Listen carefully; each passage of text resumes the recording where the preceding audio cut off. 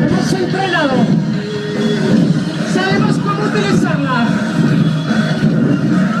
Es ahora cuando buscamos un poco de respeto.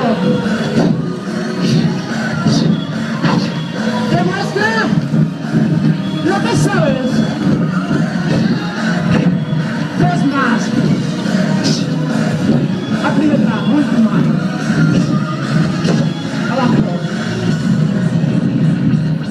¿Hay algo más? Espérate. Bloqueo doble.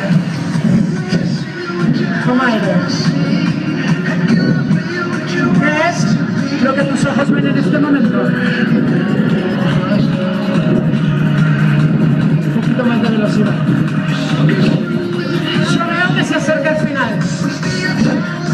Creo que es la última oportunidad para demostrar lo que he aprendido.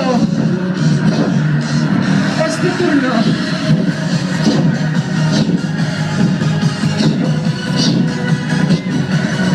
Desde la cintura, abajo, defiéndete bien. Un poquito más de potencia en la patada.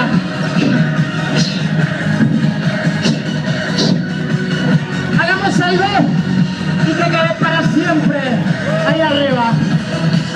¡Hey! ¡Grito de karate! ¡Todos juntos! No sirve, los chicos, solo chicos. ¿Y las mujeres qué?